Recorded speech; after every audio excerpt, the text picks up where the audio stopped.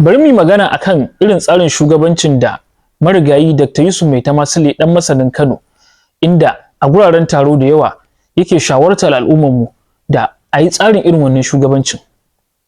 Wannan shugabancin shine shugabancin da marigayin ya kira da leadership with the philosophy of a herdsman, wato shugabanci wanda ya daidai da tsari irin na kiwo, wato na Dan Fulani tare da shanunsa.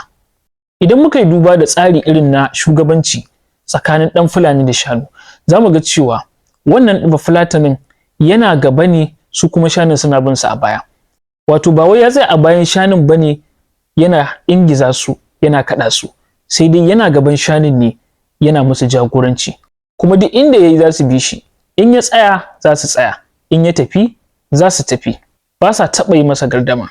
Kai ko da kuwa wannan Bafulatanin ruwa ya shiga, to tabbas wannan shanun za su bi shi. Wasu lokutan har yakan sawa wasu daga cikin wannan shanun sunaye, kuma a duk sanda ya so ya kama ɗaya daga cikin sunan wannan shanun, to wannan shanun zai bar wannan garken ya biyo ya zo inda yake. Sannan ya kai musu inkiya, wadda da zarar ya musu wannan inkiyar gaba ɗaya suna iya gane yaren da yake nufi, suna iya gane abin da yake so su yi, kuma take a nan za su yi wannan abin da yake so su yi 100%. Idan lokacin damuna yayi, ana ruwan sama, wannan Dan Fulanin idan ya shiga ƙarƙashin bishiya domin ya raɓe daga ruwa, wannan shanun za su fito da shi daga ƙarƙashin wannan bishiyan, sai su zo su yi masa da'ira, wato su zagaye shi.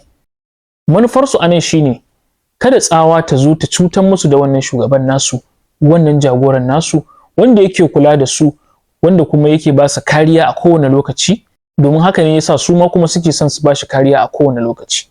Idan da a ce wani abu zai zo cutar masa da wannan dabbobin nasa, kamar misali kura ta zo za ta kawo masa hari, sai fa inda ƙarfinsa ya ƙare don ganin cewa ya kubutar da su daga sharrin wannan kurar. Duk abin da ya kawo haka ba komai bane sanadiyar irin jagorancin da suka ga yana musu, da kare su da suka ga yana yi, da kuma kulawa da su da suka ga yana yi. Dalilin haka suke masa wannan biyayya. Idan har shanu da suke dabbobi za su iya tsayawa su ga cewa sun kare shugabansu, sun yi biyayya ga shugabansu, to ina kuma ga ɗan adam? Ashe kenan idan da a ce mu ma za mu samu jagorori waɗanda za su shugabanci kwatankwacin irin na Bafulatani da shanunsa, to tabbas za mu fita daga ƙangin da muke ciki a Najeriya. Allah ya ba mu irinsu. Da fatan Allah ya taimaki ƙasarmu Najeriya, Allah ya magance mana dukkan matsalolin da muke ciki.